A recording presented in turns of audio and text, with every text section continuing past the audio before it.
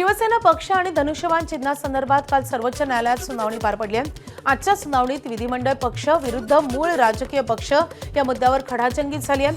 महाराष्ट्राच्या राजकारणाला कलाटणी देणाऱ्या या सत्ता संघर्षावर सरन्यायाधीश सूर्यकांत जयमाला बागची आणि न्यायमूर्ती व्ही मोहन्ना यांच्या त्रिसदस्यीय खंडपीठासमोर ही सुनावणी काल पार पडली आहे। यावेळी उद्धव बाळासाहेब ठाकरे गटाकडून कपिल सिब्बल यांनी आक्रमकपणे युक्तिवाद केलाय।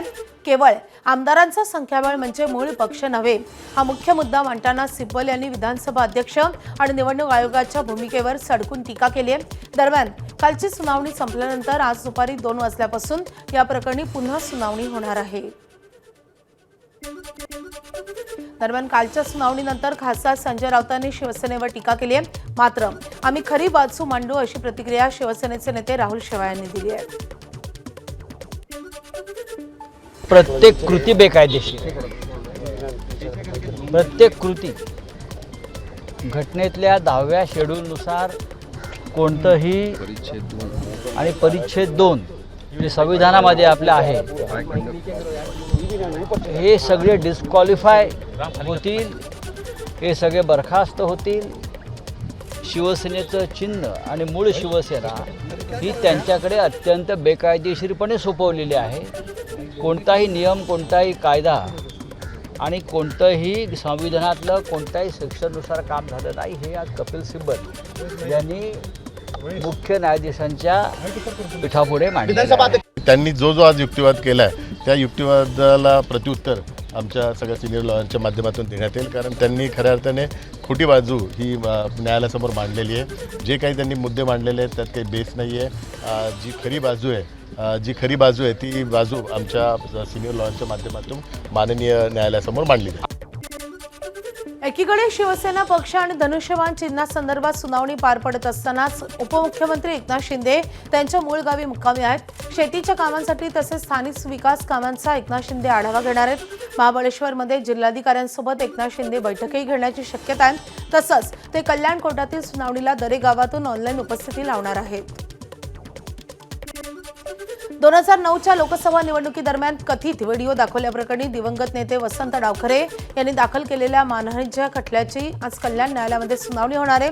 या प्रकरणामध्ये काल शिवसेना पक्षप्रमुख उद्धव ठाकरे यांचा ऑनलाईन जबाब नोंदवण्यात आला होता। तर आज या खटल्यातील अन्य आरोपी असलेले उपमुख्यमंत्री एकनाथ शिंदे, आनंद परांजपे आणि रमाकांत देवळेकर यांचे जबाब नोंदवले जातील। उपमुख्यमंत्री एकनाथ शिंदे दरेगावी असल्यानं ते ऑनलाईन पद्धतीनं न्यायालयासमोर हजर राहतील, तर आनंद परांजपे आणि रमाकांत देवळेकर हे न्यायालयात प्रत्यक्ष उपस्थित राहून आपला जबाब नोंदवणार आहेत। सकाळी 11 वाजता या सुनावणीला सुरुवात होईल। मनसे अध्यक्ष राज ठाकरे आजपासून 2 दिवसीय नाशिक दौऱ्यावर आहेत। नाशिक शहर आणि ग्रामीण भागातील पदाधिकारी कार्यकर्त्यांचा ते मेळावा घेतील आणि प्रमुख पदाधिकाऱ्यांच्या बैठकाही आज दिवसभर 3 सत्रांमध्ये राज ठाकरेंच्या उपस्थितीत पार पडतील। नाशिकमध्ये सुरू असलेल्या सिंहस्थ कुंभमेळ्याच्या कामांचा आणि खड्डेमय रस्त्यांच्या अनुषंगाने राज ठाकरे यांचा दौरा महत्त्वाचा मानला जातोय। 2012 मधील कुंभमेळा हा मनसेच्या सत्ताकाळात पार पडलेला होता, त्यामुळे सध्या कमी कालावधीत सुरू असलेल्या कुंभमेळ्याच्या कामांच्या पार्श्वभूमीवर राज ठाकरे यांच्या नाशिक दौऱ्याकडे सगळ्यांचंच विशेष लक्ष लागलंय। 4 लोकप्रतिनिधींचं कुणबी प्रमाणपत्र रद्द झाल्यानंतर मनोज जरांगे आज पत्रकार परिषद घेणार आहेत। तसंच कुणबी प्रमाणपत्र रद्द झालेल्या 4 उमेदवारांशी जरांगे चर्चा करणार असून प्रमाणपत्र रद्द झाल्याच्या कारणाबद्दलही ते चर्चा करतील। ज्योती शिंदे, कोमल पारवे, रेखा सरोदे, वर्षा गायकवाड या 4ही लोकप्रतिनिधींची कुणबी प्रमाणपत्र अवैध ठरवण्यात आली आहेत। राज्य सरकारनं तातडीनं अध्यादेश काढत वंशावळी शोधून हजारो मराठा बांधवांना कुणबी प्रमाणपत्र दिलेत। त्यामुळे अनेक कुटुंबांसाठी आरक्षणाचा मार्ग सुकर झालेला होता। मात्र प्रमाणपत्रांमधल्या त्रुटींमुळे पुन्हा आरक्षणाचा पेच निर्माण झालाय आणि त्यामुळे आता जरांगे नेमकी काय भूमिका घेतात हे पाहणं महत्त्वाचं असेल।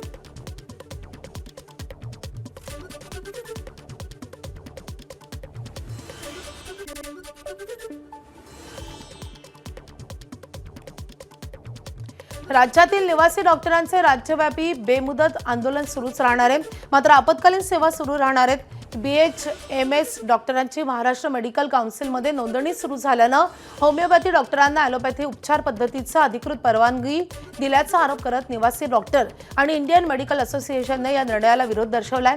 याच मुद्द्यासह इतर प्रलंबित मागण्यांसाठी गेल्या 2 दिवसांपासून कामबंद आंदोलन सुरू आहे। दरम्यान डॉक्टरांच्या संघटनेची वैद्यकीय शिक्षण विभागाच्या वरिष्ठ अधिकाऱ्यांसोबत बैठक पार पडली आहे। या बैठकीत निवासी डॉक्टरांच्या विविध प्रश्नांवर मागण्यांवर चर्चा झाली आहे। काही दिवसात सकारात्मक निर्णय घेण्याचा प्रयत्न केला जाईल, तसेच न्यायप्रविष्ट विषयांवर कायदेशीर चौकटीत निर्णय घेतला जाईल असं आश्वासन शासनाकडून देण्यात आलेलं आहे।